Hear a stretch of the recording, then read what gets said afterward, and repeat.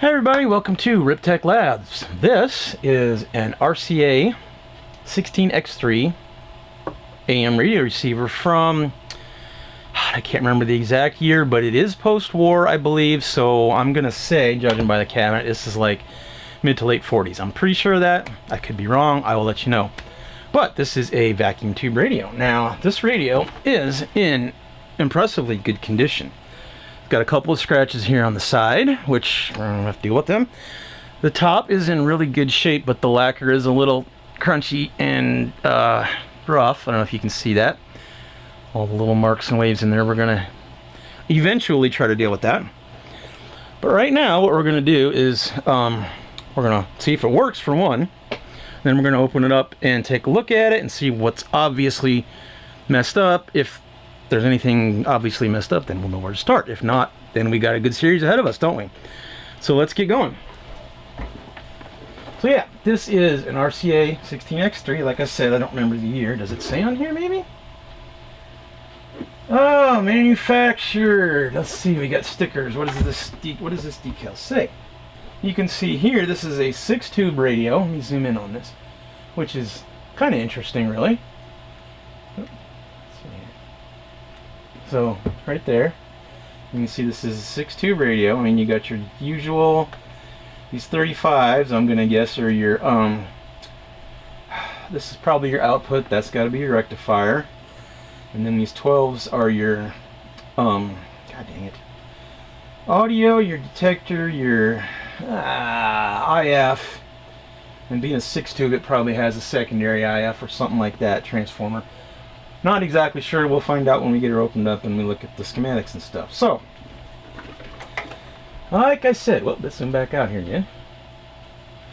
Like I said, this radio is in really good physical shape. The knobs seem to move. That switch works real good there. You can see the tuning knob works. It doesn't not work. The power on and volume knob right here. So, okay, what we're gonna do? Let's try to power this guy up.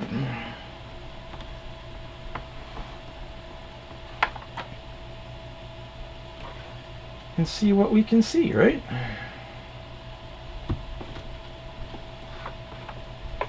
So, all right, we're gonna do it this way. There you can see the output on the Sencor. There, it's on. So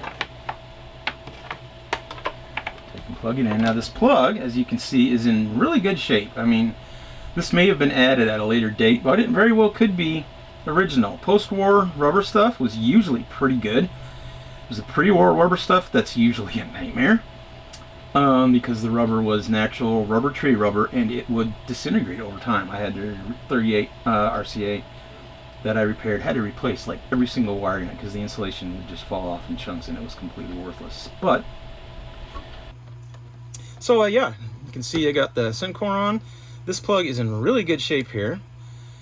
After the war, I think a lot of the manufacturing materials and stuff had progressed to where rubber stuff like this was very durable.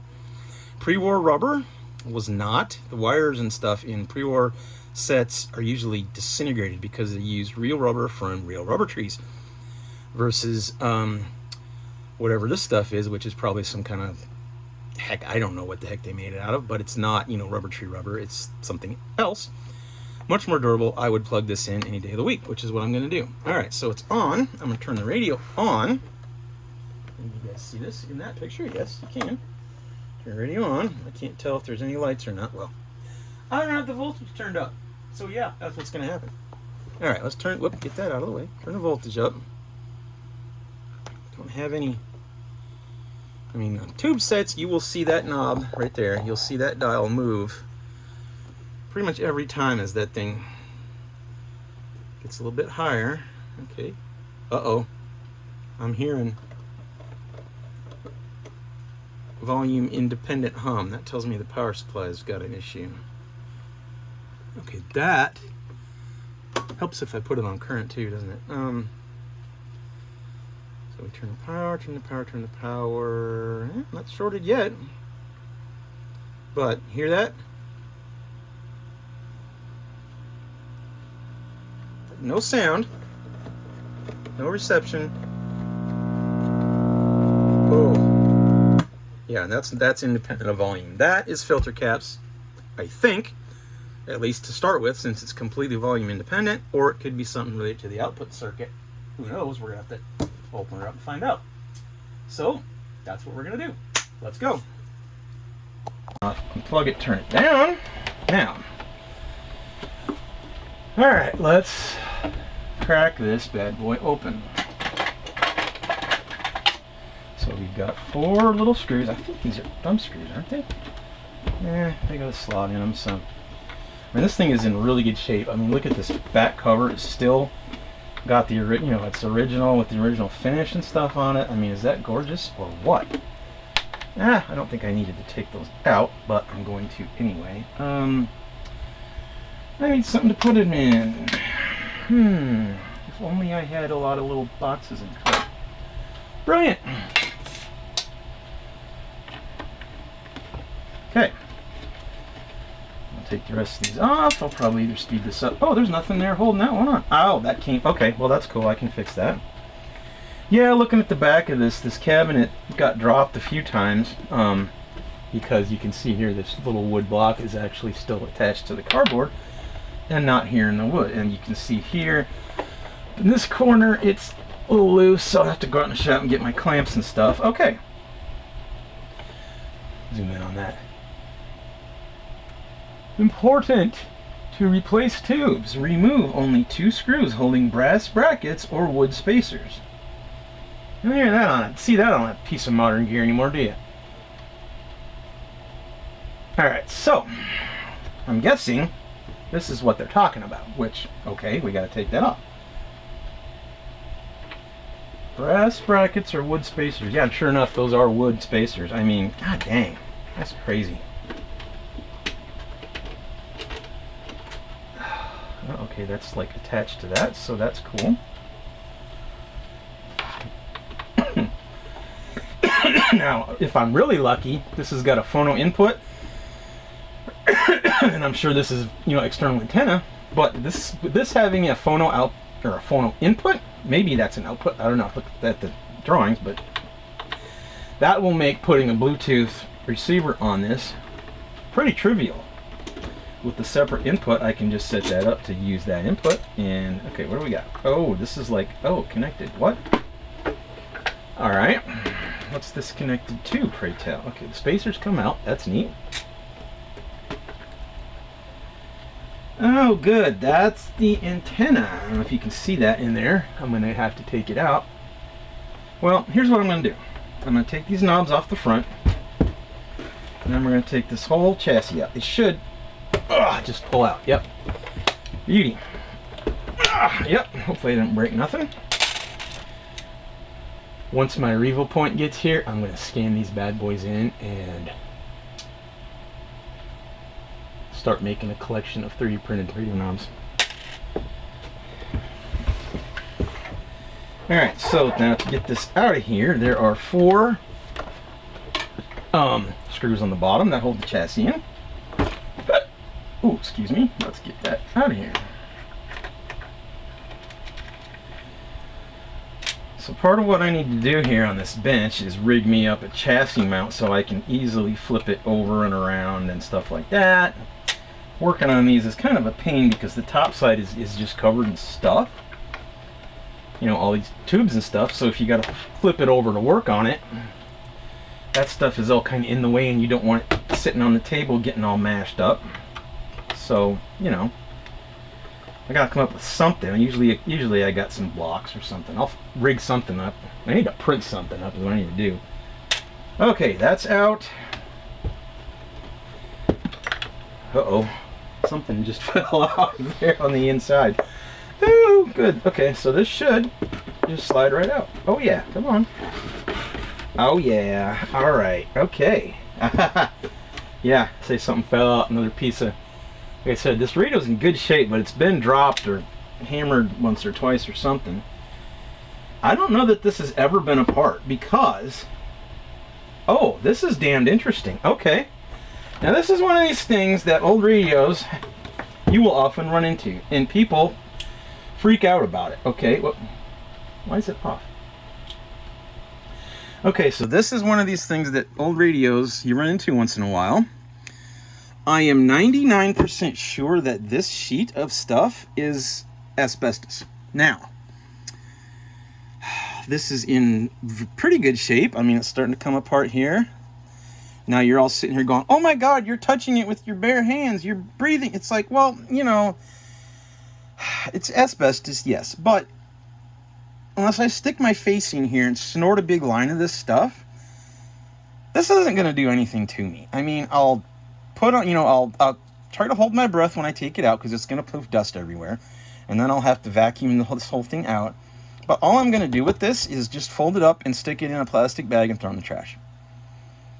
Just so it can't be crushed and powdered. And, you know, that's the danger, is the loose asbestos that gets out in the air and you breathe it in. And that's why these guys who used it, you know, like shipyards and whatever, you know, where they use asbestos and it was floating around in the air all the time, or if you're involved in like building reclamation, you know, that's where your stuff kills you, or buildings where it's left to decay.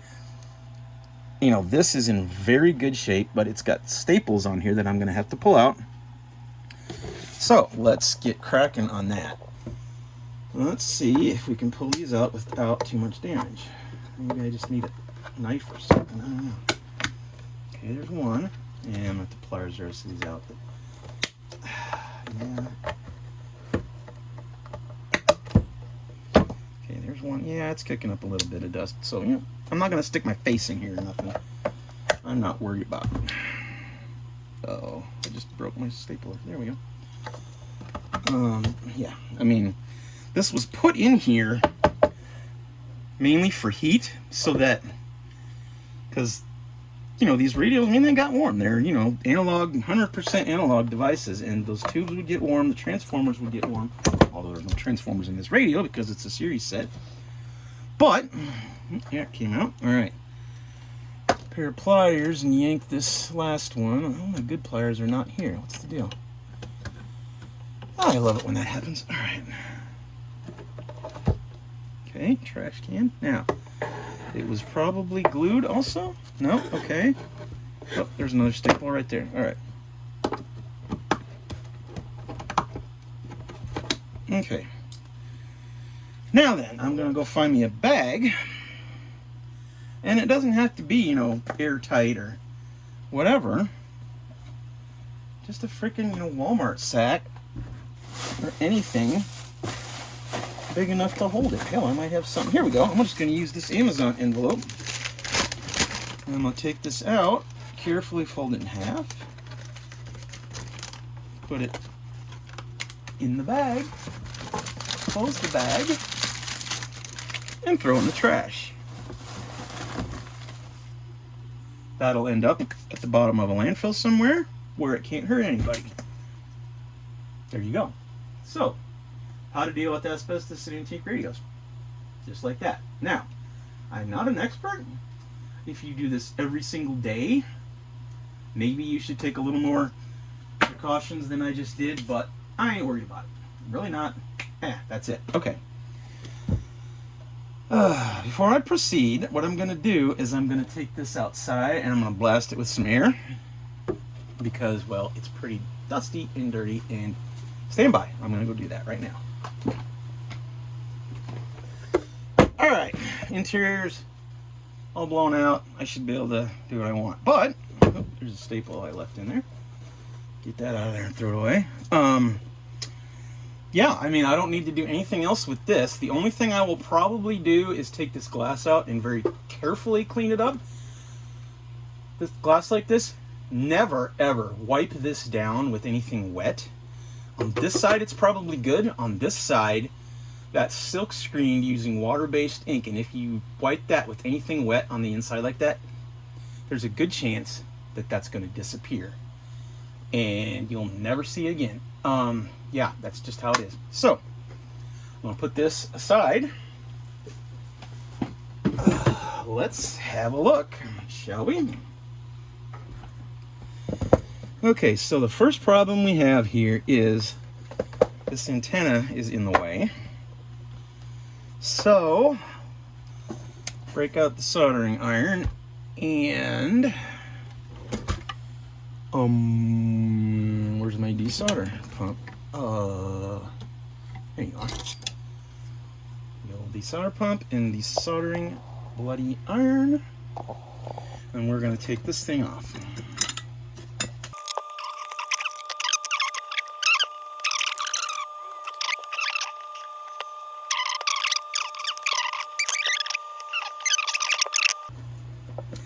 Oh, nuts. And then we've got these connectors here also. Okay, this is interesting. I don't have to use this phone right here. You can see right here, this is where those two screws in that RCA jack was. So that's got to get disconnected somehow also. But you can see that pin number 2 is tied to the ground on that RCA connector. So that's like an antenna ground wire. That's also very good to know. All right, so let's go to work on this. Probably end up fast forwarding.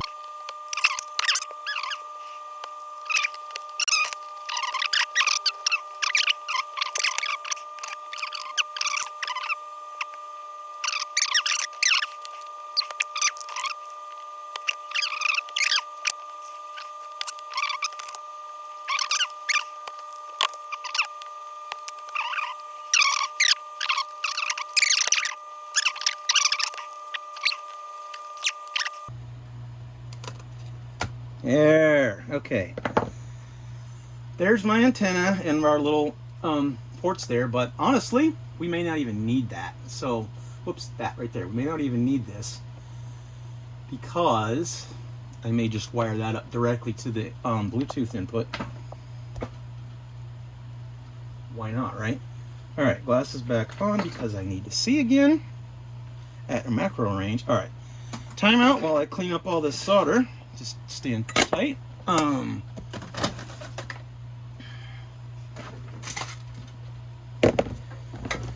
Honestly, this is another thing that you should do while you're working, is make sure that if you have solder like this, you clean it up.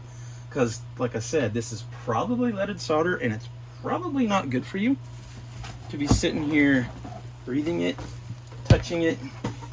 Obviously, don't put it in your mouth or anything stupid like that.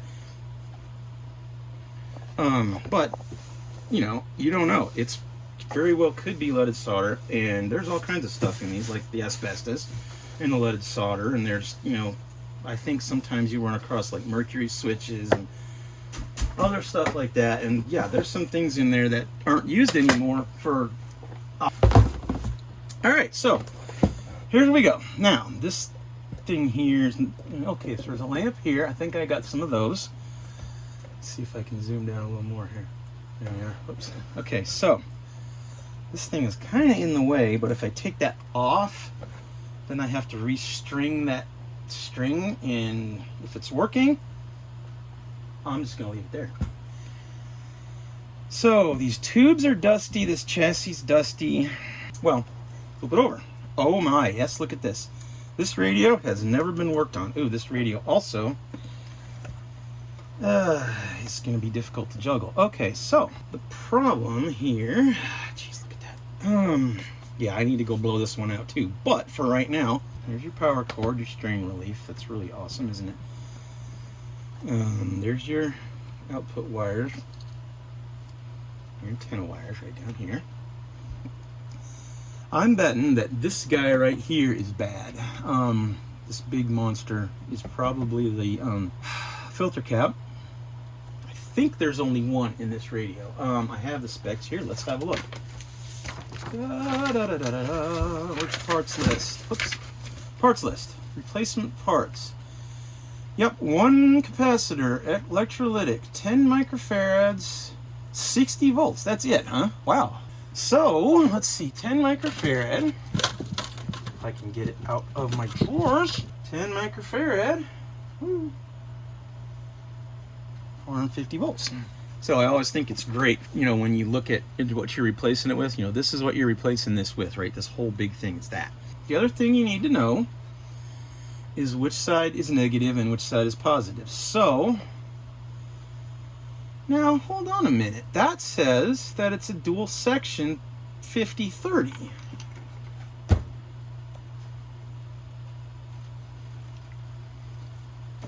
Oh, replacement parts. Hold on. BP10. That's not the right list. All right, well, when all else fails, let's go to the schematics. I need to get that computer up and running. This would be easier. Okay, so yep, here's our tube layout right here. Okay, like that. Okay, so this is the right one. We have, where's our power? Power comes in,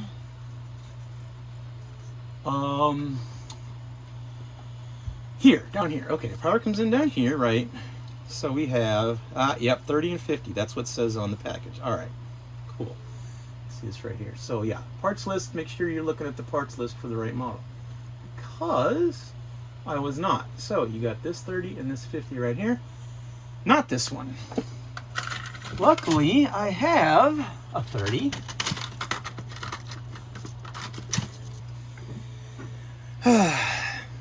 This big bad boy right here's got to come out. And these two guys got to go in their place. Now,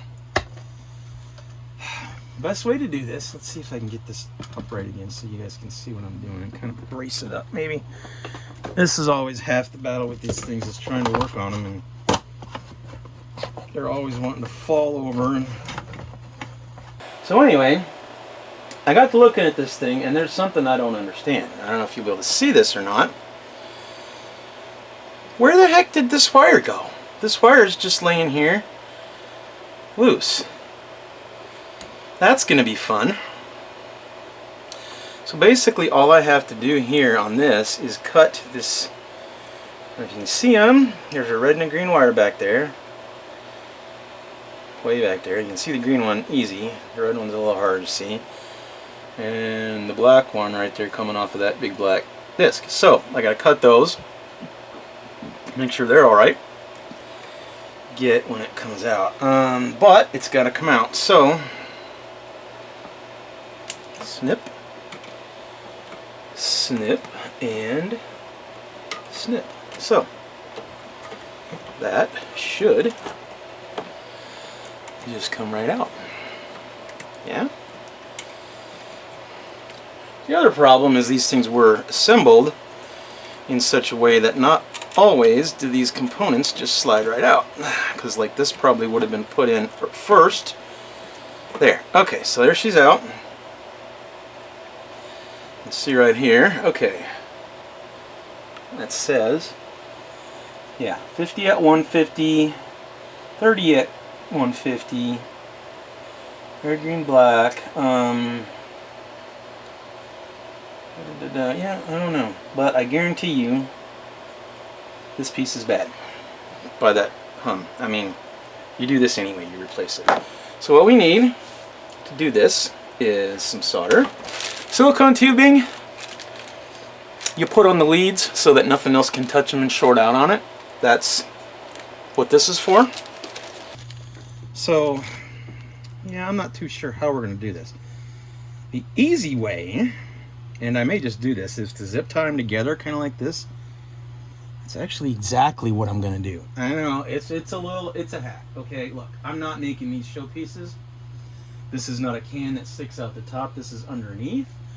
Nobody's going to see it until somebody comes in to work on this thing again. So this is going to work. I mean, this, okay, you see that right there? This is how this is going to work. Tie together the negative posts like so. And then, yeah, we might have to wrap that in some tape or something. And I'm going to zip tie these two things together. I probably should tape it, but I'm just going to... Oh! And then I just wasted a zip tie. Good job. Womp, womp, womp. Let's try that again. Alright, so there's tied together. Let's clip the end of that off. See if we can tighten that a little more. I don't think so.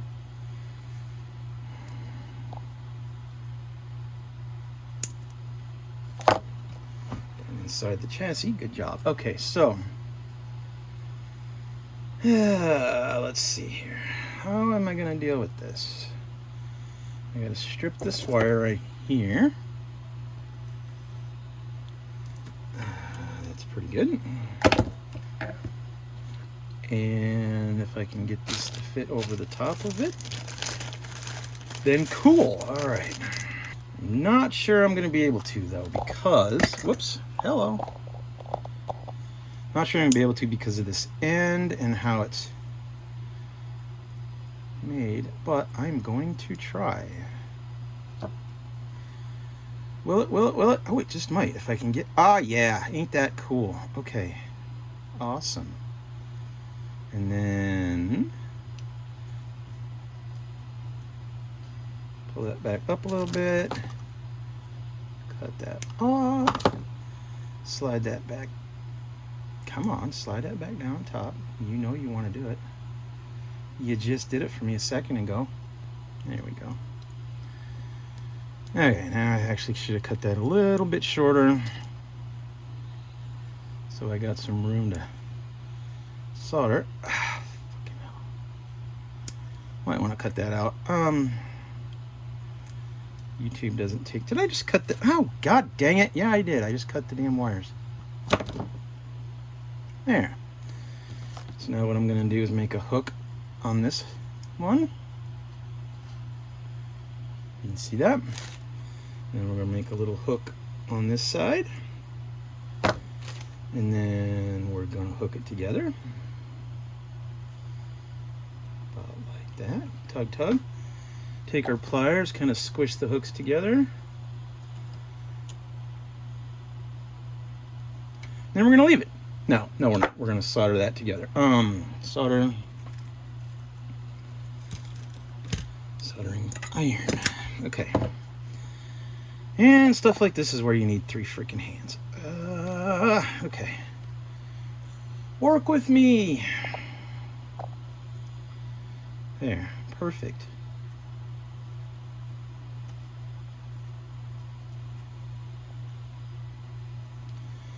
Could have threw some flux on there. That probably would have helped.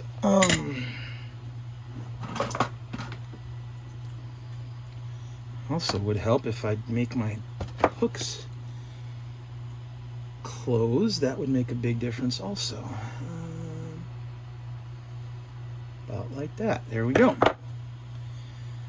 And we'll add just a squirt of flux on there because I want this to go real quick.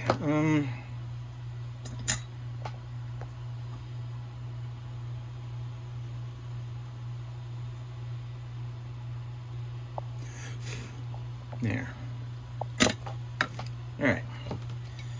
Now we can take and curl that around. Now this side we're going to have to look and see what needs clipping, trimming, stripping until we can get these wires connected. So hold on, was this the green wire that I clipped off of that? No way. Really? No. There's the green wire I clipped off of that right there. Okay, so this one's going to be easy. God dang, it's sticky. Ugh. Okay, now this is what I'm talking about. This is rubber. And see how this is, yeah, okay, this is not good. All right, I may have to just close this video up right here and come back to another day because otherwise we're going to be here for a while. Yeah, I think that's where I'm going to leave it at this one because turns out this is full of rotten rubber wire. I mean, look at this. I can just take and crumble this stuff off of here. There you see this wire. You see how it's missing that? And this is just, it's hard as a rock. It just cracks and breaks off. Look at that. That's the rubber. Yeah. Okay. All right, so I got a lot more work ahead of me than I thought I did. I'm going to call this video quits right here. In the next one, I'm going to figure out what I need here and how hard this is going to be. But then we're going to start replacing wire, which is a lot more involved than just replacing a few caps. A lot more. So we're going to get this radio working. It's going to be a lot more work. We're going to split this up into several parts. So thanks for watching. I'm sorry we didn't get it working this time. I was really hoping I could replace that filter cap and it would all be good. Have to stay tuned next time and see how far we get then. So till then, this has been RipTech Labs and we'll see you next time.